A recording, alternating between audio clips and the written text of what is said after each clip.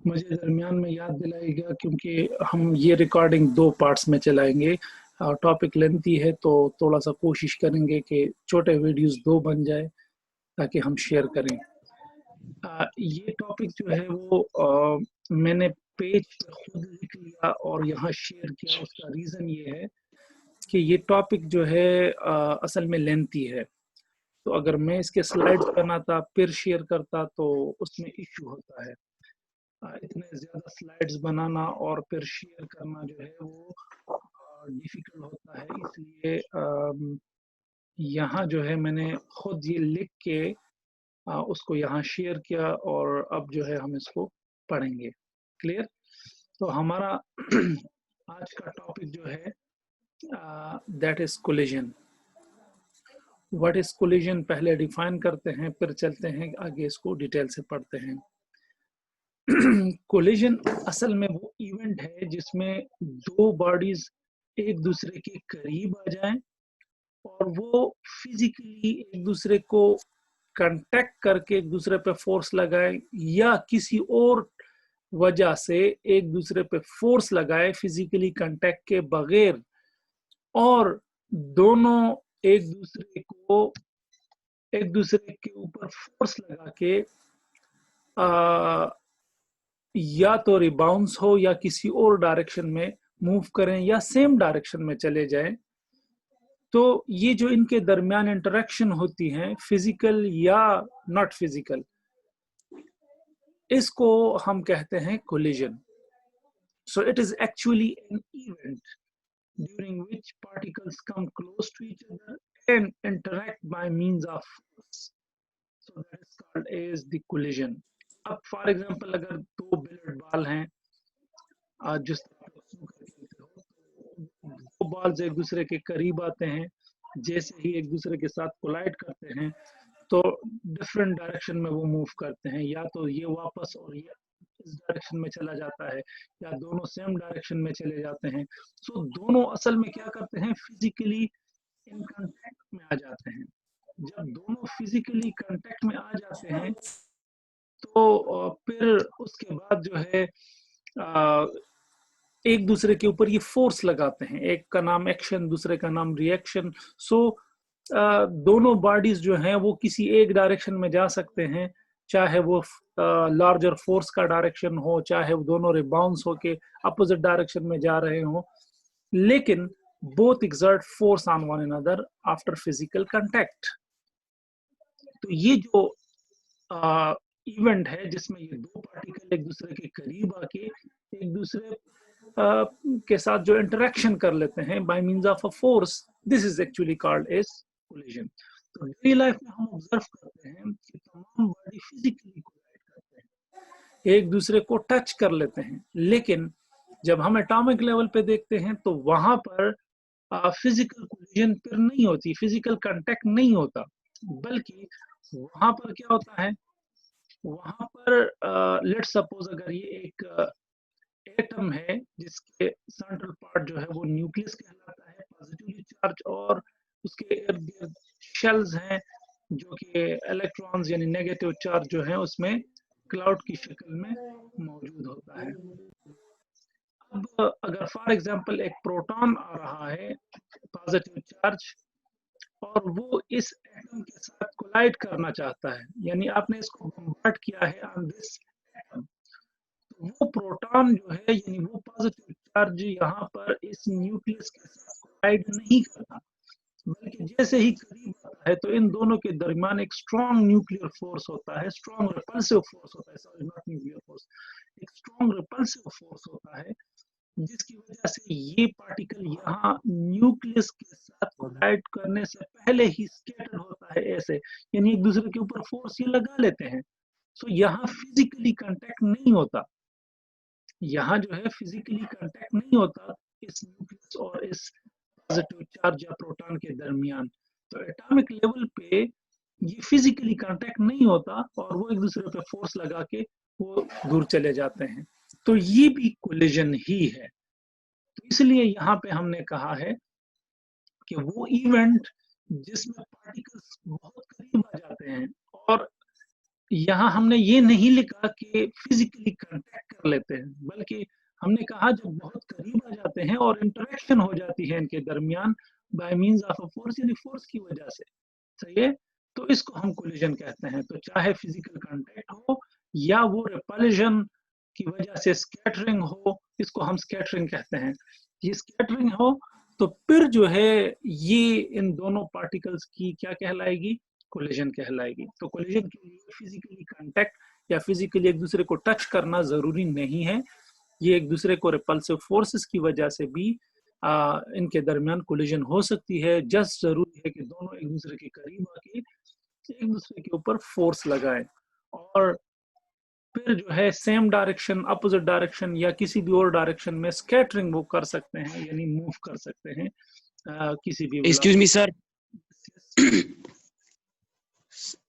Sir sorry for interrupting, अगर आप ये एटम वाला एग्जांपल जरा फिर से रिपीट कर दे, उस टाइम आपकी आवाज थोड़ी सी कट रही थी। ओके ओके, देखो कोलिजन के लिए हमने यहाँ पर कंडीशन क्या बताई कि जब दो पार्टिकल एक दूसरे के करीब आ जाए और इतने करीब आ जाए कि वो किसी किस्म का फोर्स एक दूसरे पे लगा के इंटरेक्शन कर सकें एक दूसरे के साथ, यानी उनके दरमियान इंटरेक्शन हो। अब ये इंटरेक्शन जरूरी नहीं कि फिजिकली फिजिकली टच करना जरूरी नहीं है। जिस तरह डेली लाइफ में हम देखते हैं हर दो गाड़ियां टकराती है, आप किसी के ऊपर फोर्स लगाते हो, कोई दूसरी दो गाड़ी आपस में कोलिजन करती हैं, कोलाइड करती हैं, तो वो फिजिकली टच करती हैं। लेकिन एटॉमिक लेवल पे ये टचिंग ऐसे फिजिकल टच से नहीं होती है, कोलिजन ऐसे फिजिकली टच नहीं करते, बल्कि इनके दरमियान क्या होती है, रिपल्सिव फोर्स या जिसको हम स्कैटरिंग कहते हैं वो होती हैं। और वो कैसे कि फॉर एग्जांपल ये जो है एक प्रोटॉन हमने बम्बार्ड कर लिया, फेंक दिया इस एटम के ऊपर ताकि इसके साथ ये कोलाइड कर सके, तो ये क्या करता है, जैसे ही करीब आता है ये इलेक्ट्रॉन का यहाँ पे क्लाउड होता है ऐसे, तो ये न्यूक्लियस जब भी इस न्यूक्लियस सर ये प्रोटॉन जब भी इस न्यूक्लियस के करीब आता है तो टच करने से पहले ही ये दोनों एक दूसरे के ऊपर इतना ज्यादा रिपल्सिव फोर्स लगा लेते हैं कि ये यहाँ से स्कैटर्ड होता है किसी और डायरेक्शन में, and that depends upon situation कि ये कितना ज्यादा है। सही है, ये न्यूक्लियस जितना ज्यादा होगा उतना ही रिपल्सिव में होगा, बैक भी जा सकता है, किसी भी और डायरेक्शन में भी जा सकता है, ऐसे आ गया। तो ये यहाँ पर फिजिकली एक दूसरे को टच नहीं कर रहे हैं, बल्कि एक रिपल्सिव फोर्स पहले से ही लगा लेते हैं, एक डिस्टेंस के ऊपर एक दूसरे से दूर एक दूसरे के ऊपर फोर्स लगा लेते हैं। ये भी इंटरेक्शन है क्योंकि फोर्स एक दूसरे के ऊपर उन्होंने लगा लिया। तो ये जो इंटरेक्शन है इसको भी हम कोलिजन कहते हैं।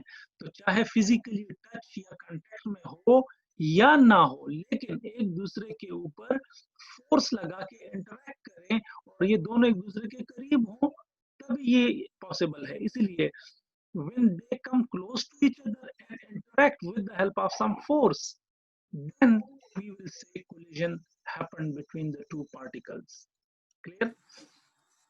तो कोलिजन हम इसको कहते हैं कि जब भी दो पार्टिकल एक दूसरे के करीब आ जाएं और एक दूसरे के साथ कोई इंटरेक्शन करें with the help of force or by means of force, then we will call it as a collision. So physical contact जरूरी भी है, नहीं भी, एटॉमिक लेवल पे नहीं, वहां पर जो है स्कैटरिंग होती है, रिपल्जन, दूर से एक दूसरे पे फोर्स लगता है, जबकि डेली लाइफ में हम मैक्रोस्कोपिक लेवल पे ऑब्जर्व करते हैं कि ये क्या है, फिजिकली कांटेक्ट दोनों की होती है। सो दोनों पॉसिबल हैं, दोनों को हम कोलिजन कहते हैं। नाउ अगर आप ऑब्जर्व करो इसको थोड़ा सा डिटेल से अभी देखते हैं इसको, इसके तीन टाइप्स हैं। है असल में दो, लेकिन तीसरा हमने खुद इस इलास्टिक कोलिजन के अंदर ही निकाला है। I will tell you later. Types इसकी पहली टाइप इसकी है इलास्टिक कोलिजन। इलास्टिक कोलिजन किसको कहते हैं? देखो, जब भी दो बॉडीज आपस में कोलिजन करती हैं तो कोलिजन के दौरान दो चीजें इन्वॉल्व होती हैं, एक काइनेटिक एनर्जी और दूसरा momentum of the body. Kinetic energy जो है वो क्या होती है? काइनेटिक एनर्जी जो है वो असल में हाफ एम वी स्क्वायर उसका रिलेशन है, अगर किसी ने पढ़ा हो, किसी को थोड़ा भी पता हो तो लेट मी टेल यू कि अगर फॉर एग्जांपल हमारे पास दो बॉडीज हों, मैं यहाँ थोड़ा सा उनको ड्रॉ करूं। लेट सपोज ये है एक ये बॉडी है, बॉल मैं इसके साथ कोलाइड करना चाहूं, ये कंप्लीट एक सिस्टम है। क्लियर? ये जो है कंप्लीट सिस्टम है, ये बॉल यहाँ आता है और इसके साथ कोलाइड करता है। आफ्टर कोलिजन ये क्या करता है? आफ्टर कोलिजन जो है ये वापस रिबाउंस हो जाता है, और जब ये वापस रिबाउंस होता है तो ये ऐसे आ जाता है। क्लियर? अब अगर हम कंप्लीटली इसको ऑब्जर्व करें, यानी हम इसको कंप्लीटली ऑब्जर्व करें, then this is a whole is a system for us. Anything that is under our observation is called as a system. तो सिस्टम के अंदर एक बॉल है, एक ये ब्लॉक पड़ा है, जो भी है दूसरा बॉडी है। अब इसका मोमेंटम, और मोमेंटम आपको पता है, मोमेंटम बराबर होता है एम वी के। क्लियर? सो मैं इधर लिख लेता हूं कि P is equal to M V इसका मोमेंटम, और इसका भी जो है momentum P is equal to M V. ये टॉपिक हमने पढ़ा है, मोमेंटम किसको कहते हैं वो बता रहा हूँ। इसी तरह इसकी काइनेटिक एनर्जी दूसरी चीज है। काइनेटिक एनर्जी क्या होती है? काइनेटिक एनर्जी जो है वो बराबर होती है 1/2, और ये है एम वी, और ऊपर मैं लिख लेता हूं कि इसका square. Sorry, where is the up arrow? Okay, चलो मैं इधर लिख लेता हूं कि ये जो है इसका स्क्वायर है, ऊपर है ये 2। सही है? तो काइनेटिक एनर्जी इस बॉडी की और इस बॉडी की जब आप इनिशियल में देखते हो, फाइनली टोटल मोमेंटम, हम असल में ये दो चीजें हम ऑब्जर्व करेंगे मोशन के दौरान, मोमेंटम और काइनेटिक एनर्जी। सो ये सिस्टम जो है कंप्लीट सिस्टम, बिफोर कोलिजन और आफ्टर कोलिजन, जब भी आप देखोगे तो मोमेंटम हमेशा इसमें क्या रहेगा? कंजर्व रहेगा। याद रखो, for all type of bodies जब वो कोलिजन करती हैं, चाहे माइक्रोस्कोपिक लेवल पे हो, चाहे एटॉमिक लेवल पे हो, यानी माइक्रोस्कोपिक और एटॉमिक एक ही चीज है, चाहे वो मैक्रोस्कोपिक लेवल यानी लार्ज बॉडी नेकेड आई से जिनको आप देख सकते हो, इन तमाम बॉडीज के लिए मोमेंटम हमेशा कंजर्व रहता है। वैक्यूम की बात हम नहीं कर रहे हैं, वहां पर मोमेंटम कंजर्व नहीं रहता।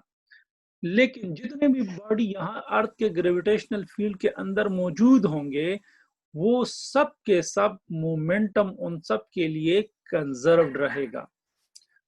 काइनेटिक एनर्जी जो है वो जरूरी नहीं कि वो क्या हो, कंजर्व्ड हो या ना हो। कंजर्व्ड का मतलब इनिशियल और फाइनल दोनों आपस में बराबर हैं या नहीं है। इससे पहले टॉपिक में वो आपको मैं बता चुका हूँ। मोमेंटम कंजर्वेशन का मतलब कि initial momentum is equal to final momentum, यानी कोलिजन से पहले इसका मोमेंटम और कोलिजन के बाद इसका मोमेंटम, ये दोनों बराबर हो तो इसको हम कहते हैं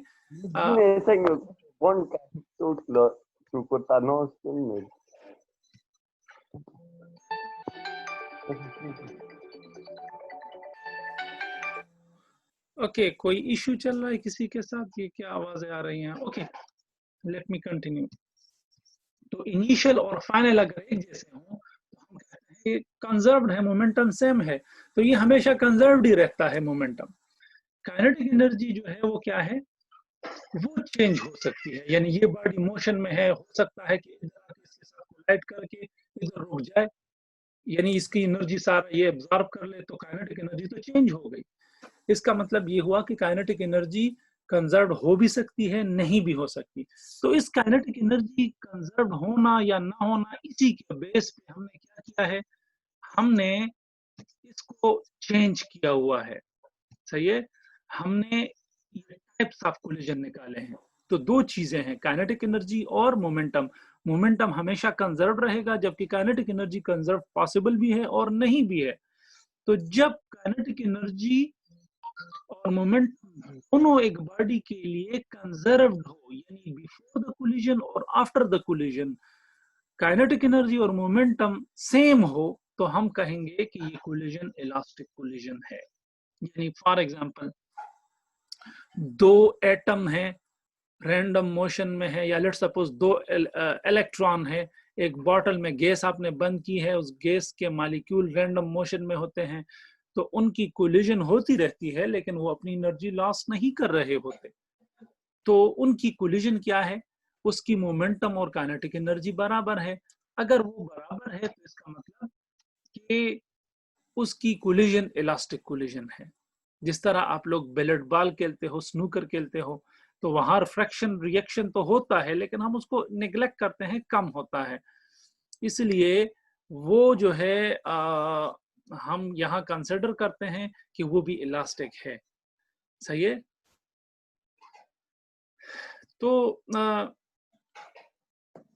ये क्यों इलास्टिक है? क्योंकि काइनेटिक एनर्जी बिफोर कोलिजन और आफ्टर कोलिजन सेम रहती है, और मोमेंटम तो हमेशा कंजर्व्ड ही रहती है, before collision and after collision same रहती है। तो इस टाइप ऑफ कोलिजन को हम इलास्टिक कोलिजन कहते हैं। तो यहाँ मैंने लिखा है कि a type of collision in which kinetic energy and momentum is conserved is called as elastic collision. सही है। सो ये दो कंडीशन आप याद रखो कि they must be conserved for elastic collision. एक एग्जांपल ये मैंने लिखी है बिलियर्ड बॉल, दूसरी एग्जांपल इसकी एटॉमिक लेवल पे जितनी भी कोलिजन होती हैं वो सारी हमेशा क्या रहती है, कंजर्व रहती हैं। क्लियर? ओके, थोड़ा सा इनइलास्टिक कोलिजन के बारे में बताऊं। What is inelastic collision? Inelastic collision वो होगी जिसमें काइनेटिक एनर्जी कंजर्व नहीं रहेगी। मोमेंटम के बारे में तो आपको मैंने बता दिया कि वो तो हमेशा कंजर्व्ड ही रहेगा विदाउट स्पेस। अगर स्पेस में कोई कोलिजन नहीं कर रहे तो फिर वो हमेशा कंजर्व्ड रहेगा। तो यहाँ मैंने लिखा है कि a type of collision in which kinetic energy of a system is not conserved but momentum remains conserved is called as inelastic collision। यानी वही exactly वही कि आपके पास kinetic energy तब्दील हो जाए लेकिन मोमेंटम बिफोर कोलिजन और आफ्टर कोलिजन सेम हो, उसको हम इनइलास्टिक कोलिजन कहते हैं। इसकी एग्जांपल क्या है कि डेली लाइफ में अगर कोई दो गाड़ियां टकराती है, आप कोई चीज फेंक देते हो, जमीन पे गिर जाती है, फिर उठती नहीं है, तो ये सारी चीजें क्या है, इनकी कोलिजन जो है वो उनकी कोलिजन क्या कहलाती हैं, they are called as inelastic collision. अब मोमेंटम तो उसका सेम रहता है, काइनेटिक एनर्जी क्या होती है, वो तब्दील हो जाती है, वो इनिशियल और फाइनल जैसी नहीं होती। फॉर एग्जांपल दो गाड़ी आती है हाई काइनेटिक एनर्जी के साथ, या एक गाड़ी चलो रेस्ट में खड़ी है, दूसरी एक तेज स्पीड से आ रही है, तो उसकी वेलोसिटी भी है, उसका मास भी है। सही है। तो उस हाफ एम वी स्क्वायर से उसकी काइनेटिक एनर्जी आ जाती है। तो जैसे ही दोनों कोलाइड करते हैं कोलिजन के बाद, तो दोनों रेस्ट में आ जाते हैं। अब रेस्ट में हो गए तो काइनेटिक एनर्जी, तो फाइनल काइनेटिक एनर्जी क्या हो गई, उसने तो अपना शेप चेंज कर लिया, वो तो फिर गाड़ी वेलोसिटी के साथ मूव नहीं कर रही होती। आफ्टर कोलिजन दोनों रेस्ट में आ जाती हैं, तो काइनेटिक एनर्जी क्या हो गई, वो तो कंजर्व नहीं है, फाइनल डिफरेंट है, इनिशियल डिफरेंट है। इसलिए kinetic energy initial and final same नहीं रहते, लेकिन मोमेंटम सेम रहता है। सही है, मोमेंटम सेम रहता है, और ये हम मैं आपको बताऊंगा आगे कि कैसे ये सेम रहता है। इसका रीजन मैं आपको दूंगा, एक सिस्टम में मोमेंटम कैसे कंजर्व रहता है। तो यहाँ मैंने एग्जांपल के तौर पे लिखा है collision of cars and vehicles, it is या collision of ball with bat, they are actually what, they are inelastic collision. अब तीसरी टाइप जो है, असल में ये इलास्टिक कोलिजन ही की एक टाइप है, बट इसमें एक छोटी सी कंडीशन रखी गई है, और वो क्या है, इसको हम कहते हैं perfectly elastic collision in one dimension. ये वही इलास्टिक कोलिजन है, लेकिन जब दो बॉडी कैसे मूव कर रहे हो along the same line before and after collision. यानी फॉर एग्जांपल ये दो बिलियर्ड बॉल हैं, इस बॉल से आपने इसको हिट किया, जैसे ही इन दोनों की कोलिजन हो गई, एक बॉडी इधर आया, दूसरा इधर आ गया, तो इस वक्त क्या है, इसकी कोलिजन परफेक्टली इलास्टिक कोलिजन है, क्योंकि देखो सेम लाइन में मूवमेंट कर रहे हैं. सो व्हेन द मूवमेंट या the motion of the two body is along the same path, then it is perfectly elastic collision in one dimension. Just elastic collision है, यानी मोमेंटम और kinetic energy दोनों conserved ही रहेंगे, but सिर्फ ये condition हमने लगा लिया. हमारा पूरा नेक्स्ट टॉपिक जो है वो इस पे बेस्ड है.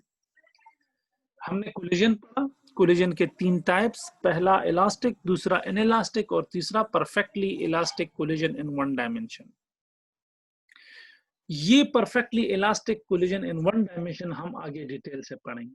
और इसमें हम क्या करेंगे, ये देखो, ये एक मास हमने बॉल ले लिया, ये दूसरा मास m2 हमने ले लिया, ये m1 और ये m2, ये इस डायरेक्शन में एक वेलोसिटी u1 के साथ आ रहा है, और ये इस डायरेक्शन में वेलोसिटी u2 के साथ आ रहा है. सही है. मैंने u1 और u2 इसलिए लिखे क्योंकि बिफोर कोलिजन और आफ्टर कोलिजन दोनों डिफरेंट हो तो हमें पता चलेगा. तो इसलिए इसकी वेलोसिटी का नाम u1 है और इसकी वेलोसिटी का नाम u2 है. दोनों की कोलिजन होती है इधर, तो आफ्टर कोलिजन ये मास m1 इस डायरेक्शन में वापस जाना शुरू कर देता है, और आफ्टर कोलिजन वेलोसिटी क्या है, v1 है, और m2 इस डायरेक्शन में आ रहा है और इसकी वेलोसिटी v2 है. सही है. हम मालूम करना चाहते हैं कि इस v1 और v2 की ये वेलोसिटीज कितनी है, इनके लिए कोई इक्वेशन डिराइव करना चाहते हैं. सही है. तो हमारा अभी नेक्स्ट ये जो टॉपिक शुरू हो गया, perfectly elastic collision in one dimension, इसमें हम करेंगे क्या कि v1 और v2 को मालूम करेंगे, यानी velocity of m1 and velocity of m2 after collision हम मालूम करेंगे. सही है. तो यहां से हम शुरू कर रहे हैं अपना next topic. Okay. So by definition आपको पता है कि इलास्टिक कोलिजन के लिए हमने शर्त क्या रखी है. इलास्टिक कोलिजन के लिए शर्त यह है कि मोमेंटम इनिशियल और मोमेंटम फाइनल बराबर होंगे, यानी law of conservation of momentum, यानी momentum before collision must be equal to momentum after collision, ये तो होना चाहिए. तो हम यहाँ पे लिख देते हैं, यानी ये देखो, ये पहला कंडीशन. दूसरा क्या है कि काइनेटिक एनर्जी भी कंजर्व होनी चाहिए. सही है.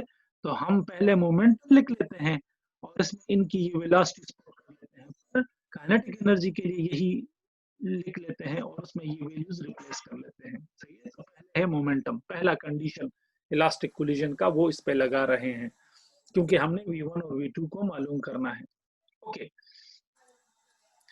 इनिशियल मोमेंटम और फाइनल. इनिशियल मोमेंटम किसका है, ये भी आ रहा है और ये भी जा रहा है, इधर दोनों इस डायरेक्शन में आ रहे हैं, तो इसका मोमेंटम क्या होगा, P is equal to mv होता है. P is equal to mv, तो इसके लिए क्या होगा, P is equal to m1 और इसकी वेलोसिटी u1 है, तो m1 u1. तो मैंने लिख लिया इनिशियल मोमेंटम इसका प्लस इनिशियल मोमेंटम इसका, m1 u1 और इसका मोमेंटम m2 u2. तो दोनों की जमा मैंने लिख ली कि इस पूरे सिस्टम की बिफोर कोलिजन मोमेंटम क्या होगा, इसका मोमेंटम जमा इसका मोमेंटम, दोनों मैंने जमा करके लिख लिए, इज इक्वल टू. अब जो है फाइनल जब कोलिजन हो गई तो आफ्टर कोलिजन ये इधर जा रहा है, ये इधर जा रहा है,